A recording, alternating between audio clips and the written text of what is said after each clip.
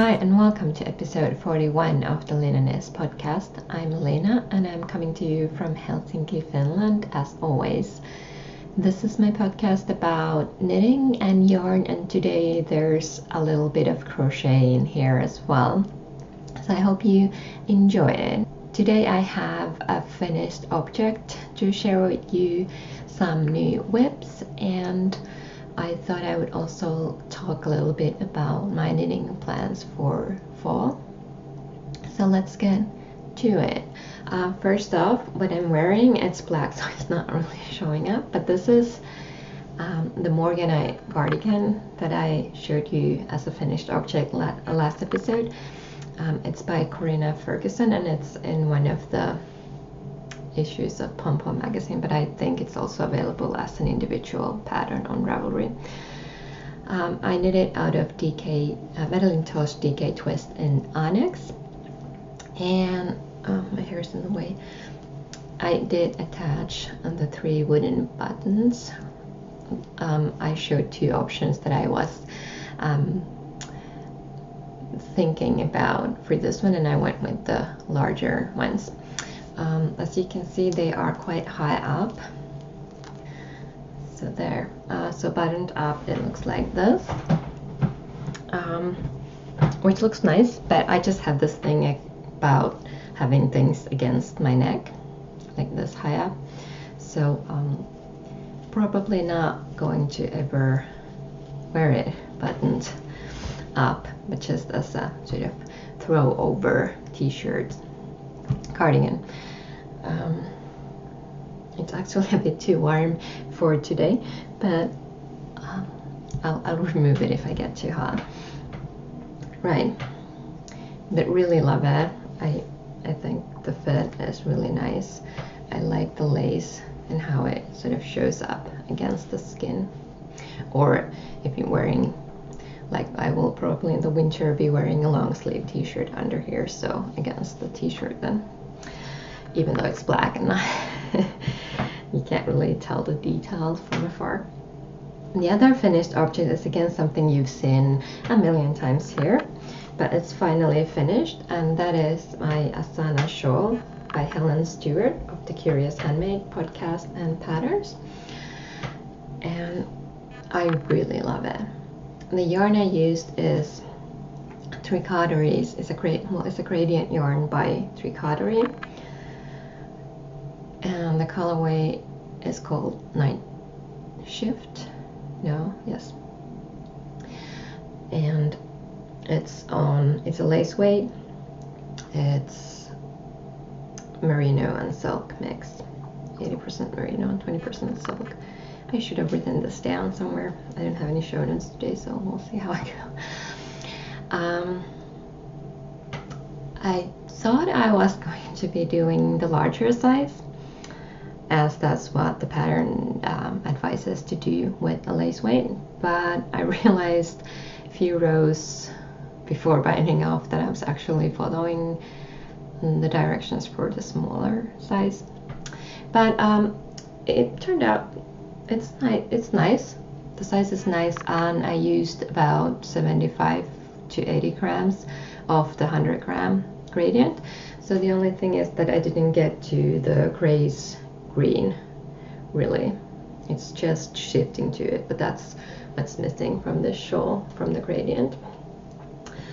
Yeah, I think this is a perfect shawl for the beginning of autumn. Since it's lace weight, it's really light, it's not bulky, so I can wear it on cold mornings like this, or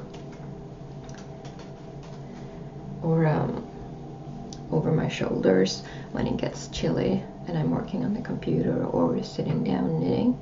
It's really a beauty. The pattern is lovely.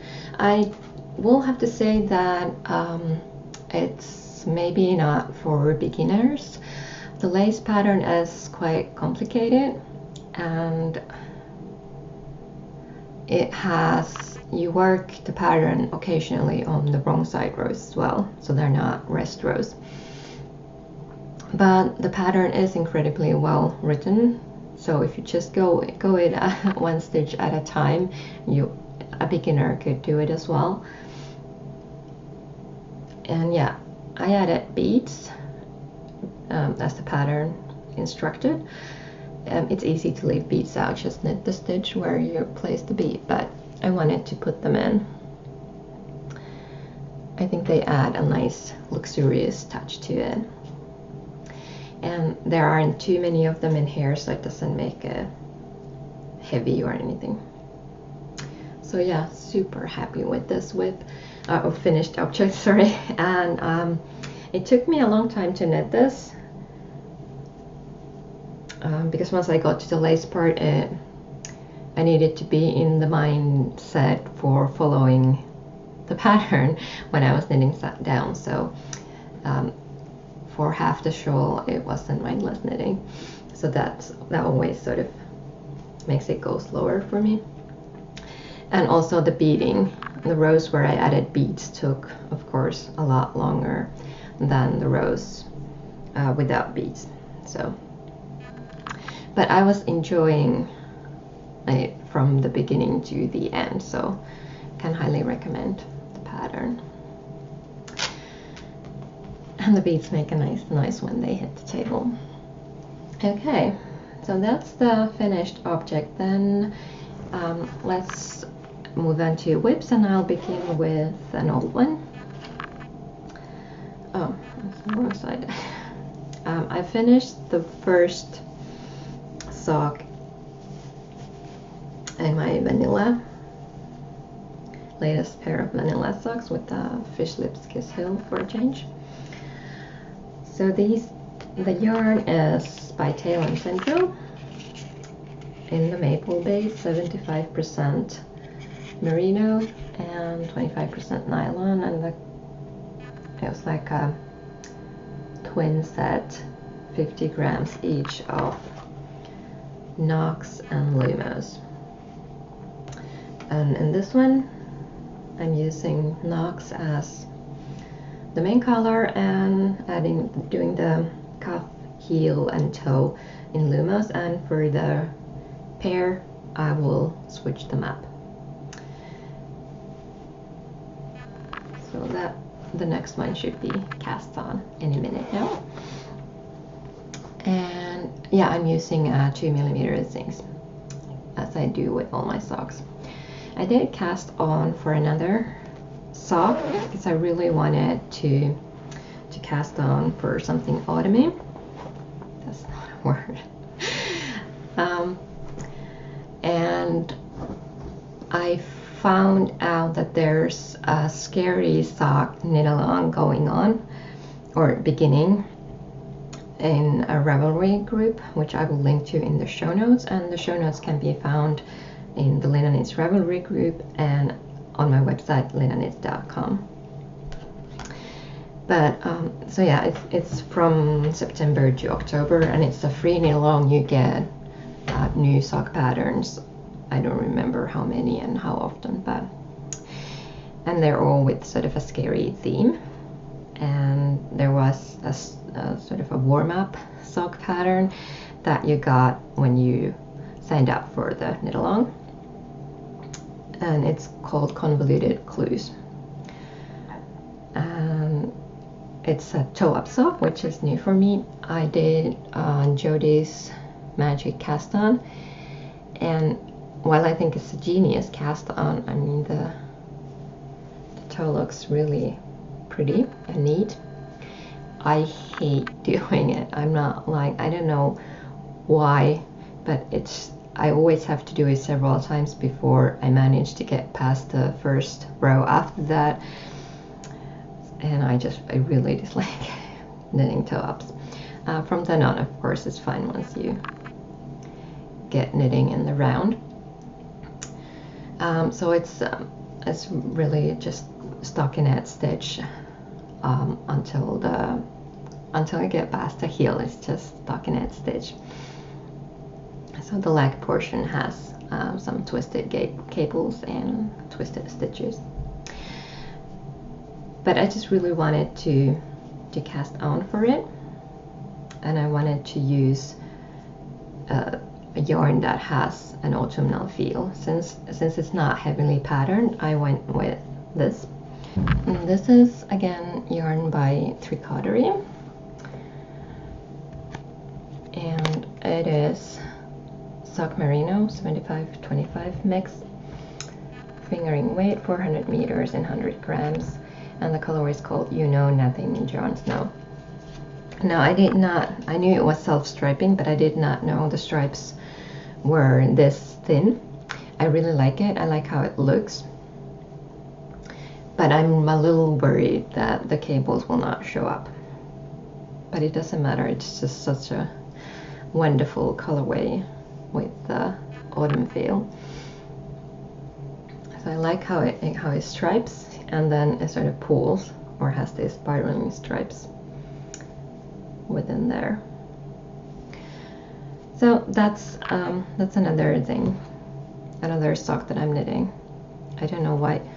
I just really wanted to cast on for it. Oh, well, that's the wrong one. Sorry, mixing up the yarn labels. So those are my sock whips and my knitting, the things that I've made progress knitting on, the finished object and these two socks. And then I've been crocheting. I jumped on another knit along. Well, it's not a knit along, it's a crochet along. And I think it's just sort of, I think I'm ridiculous. Last episode I named it Bad Knit Alonger, and then I go on and join two more. The sock one and then the crochet one. The crochet one is for Finland's, well, the inspiration came from Finland turning 100 years this year. And our national epic is Kalevala, which is like it's our folklore put into one big tome of written text a long time ago. So anyway, the crochet along is for a blanket where each square is different and inspired by Kalevala. Now I don't remember how many squares there are, but the blanket was huge. There will be 2 coming out each week until December 6th, which is our Independence Day. And I found out about this crochet along the day the first square came out. And I just knew I wanted to do it. But of course, I don't have enough yarn in my stash for it. I thought maybe do the whole thing in one color. Well, that would have meant I needed to go to a store immediately, but so I went reading through my stash. It's for DK weight yarn, and I found a few. I had 2 sort of similar odd ends of DK weight wool. Then I have these 2 blue skeins from Tricotery, 100% merino, and the colorway is bad wool. And then I have these 2 skeins, which are by Knit Love's Lair, and it's an Ahti, which I don't know if it's produced anymore, but I can 100% wool. So I'm going to knit the first squares, as many as I can get out of these, and then probably get white for the other ones. So my squares then won't be in the order that I knit them or crochet them in. So I'll mix up the different colors. But yes, the first square, which is called Ilmatar, is this one. This came out last Saturday, and it took me several hours of that Saturday to crochet, and I really like it. I haven't done an awful lot of crochet, as if you follow the podcast, you know that I don't often crochet. So I learned an awful lot knitting this. There were so many techniques I'd never even heard of, let alone done. So Google was my friend, and I'm still not 100% sure that this looks, or that I did exactly what was intended, but I like how it looks, and that's what matters, isn't it? Then the second, and this one is unblocked. I don't even know if you're supposed to block crochet the same way as you do knitting, but this one is blocked. This is the second square that came out this Monday, because this one has these 7 individual tiny eggs, as they are called, in the middle, and they made the whole piece all wonky, so I had to soak this and then lay out to dry to get it to be a square and lay flat. So this one is done in the Bad Wolf colorway. Again, several things I've never done before. So after I finish, if I ever finish this quilt, I think I will be able to tackle pretty much any crochet project that is thrown my way. These are pretty much the same size, which is good since they're different yarns.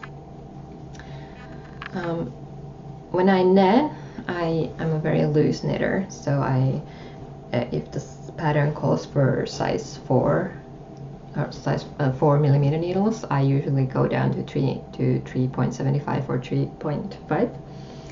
But for this one, it called for size 4mm hook, but I'm actually using a 5, and these are still smaller than what they're meant to be.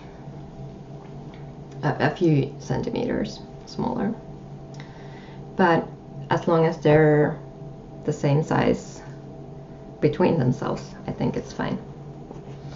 And I don't want to go up a hook size, since I like the fabric that this produces. I think the other one would, if I went up, it would be too loose. So apparently I'm a tight hooker and a loose knitter. Yes. So those are sort of what are in active mode right now. I did actually frog a few of my whips. If you watched the episode where I talk about my whips and go through my whip basket, I will link to it in case you haven't seen that. There was a shawl, a taboo shawl, lace weight shawl, that I hadn't touched in almost a year, so I finally decided to just frog it. And I also frogged the cropped cardigan by Ravelry, because I just thought that I would. I just knew that I wouldn't want to knit on it. I don't know why. If I ever want to, I'll just cast on again, since I wasn't that far along on that. So I have less whips. Well, I've just cast on 2 new ones, minus 3, less whips than I did last week. So on to what I want to knit, when I plan to knit. I always have plans and then they change, but it's starting to feel like fall, and that always makes me want to go through my wardrobe and get new clothes, and it all of course means that I want to be making new clothes. So I went through my library of knitting magazines and books, and I found several things that I want to do, but the ones that are calling the loudest, I thought I would share with you. The first one is from the latest issue of Pom Pom, which is again filled with a ton of beautiful projects, but the ones that I think will get on my needles is these Ravelry mittens. I always admire colorwork mittens when someone shows them on their podcast or posts about them on Instagram, and I'm always just utterly in love. But I don't own any myself, and I don't know why that is. So this is a strong contender to get on my needles this fall. And this is issue 22. I also found several projects I loved in the previous issue 21, which is their 5th anniversary issue, and it's a whole lot thicker than the usual issues. I've narrowed it down to 3. Oh, and silly me, I put the marks on the pattern pages, but I can't show those. I want to do this soiree pullover by Emily Foden. This is done using a fingering weight and lace weight mohair together. I don't have that in my stash, but I will be swatching with sort of alternatives. I really like the shape and the style of this. Like how it's plain in the fronts, but then the sides have detailing. And then I really want to knit Anniversary, which is a cardigan, a heavily cabled cardigan by Veera Välimäki. I don't have enough, since heavily cabled garments take a whole lot of yardage. I don't have enough of DK weight that the pattern calls for.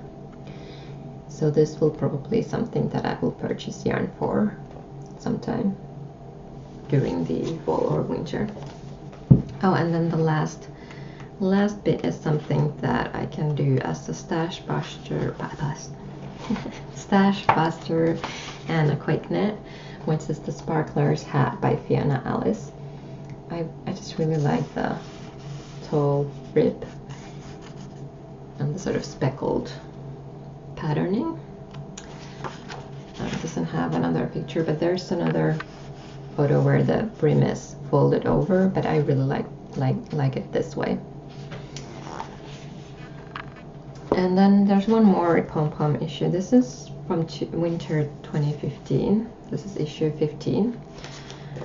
But I think they still have a whole lot of interesting patterns. I think most of their patterns are pretty timeless. I really like this hat. And then I also really like this pullover or sweater. Because it has beads. While I was knitting the Asana shawl, I remembered how much I like beads.